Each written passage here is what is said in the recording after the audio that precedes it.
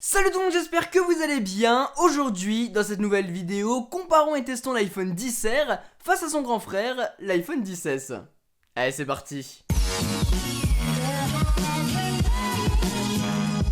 Je vous en parlais il y a quelques semaines, l'iPhone XR est le nouveau smartphone de chez Apple. Une nouveauté qui fait plaisir puisqu'enfin, les couleurs sont de retour. Les premiers étaient bien sûr les iPhone 5C, mais cette année, Apple a sorti les XR qui sont bien différents, vous allez le voir, et c'est d'ailleurs pour ça qu'on va le comparer avec la Rolls des iPhones, le XS. Déjà côté design, il est vraiment beau, on retrouve du verre et de l'aluminium sur tout le téléphone, c'est du jaune Pikachu, du jaune Bryce de Nice, du jaune poussin dans mon cas, mais il existe aussi en bleu, noir, blanc, rouge et en corail. C'est vraiment un design très réussi je trouve, il a clairement pas de quoi rougir face à l'iPhone XS, qui lui fait plus premium avec cette bordure en acier inoxydable, mais il prend beaucoup plus vite les rayures. En main par contre il sera beaucoup plus imposant vu qu'il est plus grand avec un écran de 6,1 pouces.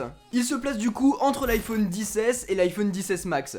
On a 3 tailles différentes cette année. Je continue tout de même à penser que le meilleur form factor en main reste l'iPhone XS qui est parfaitement utilisable à une main. L'iPhone XR lui sera un petit peu plus gros, mais il n'empêche c'est hyper confortable à utiliser. Regardez un petit Netflix dessus, c'est nickel. Par contre, il y a eu une vague de rage quand l'iPhone XR est sorti, disant que l'écran était de mauvaise qualité.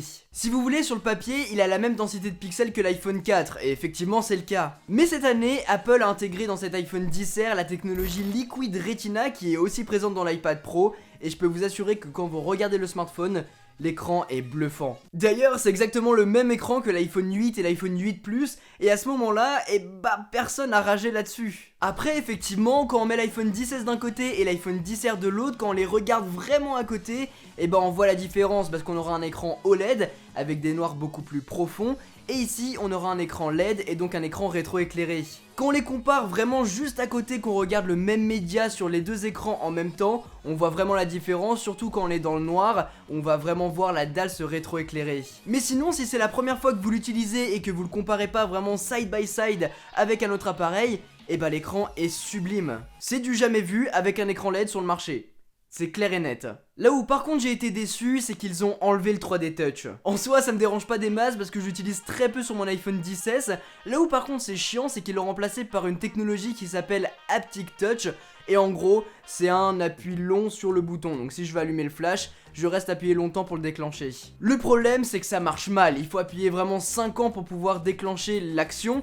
Et c'est pas utilisable au quotidien. Les bordures de l'écran par contre seront plus épaisses à cause de la technologie LCD embarquée, mais c'est clairement pas choquant. Encore une fois, si vous le comparez vraiment face à l'iPhone XS l'un à côté de l'autre, ça se verra beaucoup plus. En revanche, ceux qui veulent vraiment se procurer l'iPhone XR s'en fichent totalement d'avoir plus de bordures. En haut de ces bordures, on va retrouver une encoche intégrant Face ID, la reconnaissance faciale de chez Apple, et ça fonctionne super bien. C'est exactement la même technologie que sur l'iPhone XS, et ça déverrouille tout le temps, peu importe la situation. Donc j'en suis très content. L'iPhone XR est IP67 et donc résistant à l'eau et à la poussière, là où l'iPhone XS sera IP68 et donc un peu plus résistant. Sinon ils ont tous les deux la recharge rapide, la recharge sans fil, ils sont tous les deux équipés de haut-parleurs stéréo qui sont excellents. J'ai aussi remarqué une meilleure autonomie sur mon iPhone XR, tout simplement parce que la batterie est un peu plus grosse et l'écran surtout est de moins bonne qualité et donc consommera moins. Mais du coup vous allez facilement pouvoir tenir une journée, là où avec mon iPhone j'ai du mal à terminer la journée par moment. La partie la plus importante de ce mini comparatif, c'est sans nul doute l'appareil photo. Vous l'avez vu, l'iPhone XS et l'iPhone XS Max ont un double capteur photo,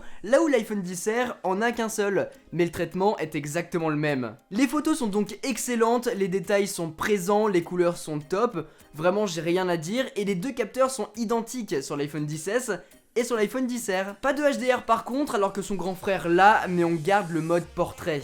Le mode portrait est un petit peu différent car il est entièrement logiciel étant donné qu'on n'a pas le deuxième capteur et donc on aura cet aspect un petit peu plus grand angle. Mais ça fonctionne vraiment super bien et ça peut donner un style un petit peu particulier. Le seul souci avec tout ça, c'est qu'il doit obligatoirement reconnaître un visage et donc on peut pas faire de mode portrait avec un objet, une pancarte ou des choses comme ça. Mais globalement la qualité photo est la même que sur l'iPhone XS, que ce soit sur la face avant ou la face arrière, donc j'en suis très content. Au final, avec ce nouvel iPhone XR d'Apple, on retrouve le meilleur des fonctionnalités de l'iPhone XS pour un prix plus abordable. Avec moins de fonctionnalités certes, mais des fonctionnalités qui peuvent être délaissées.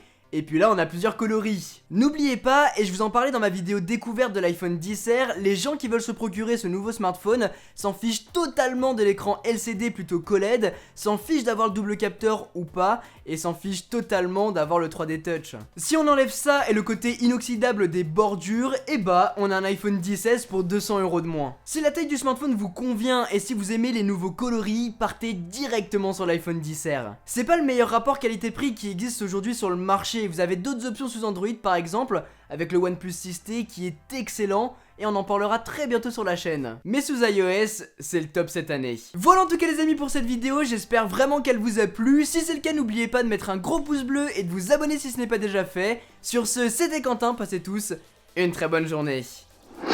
Tchou.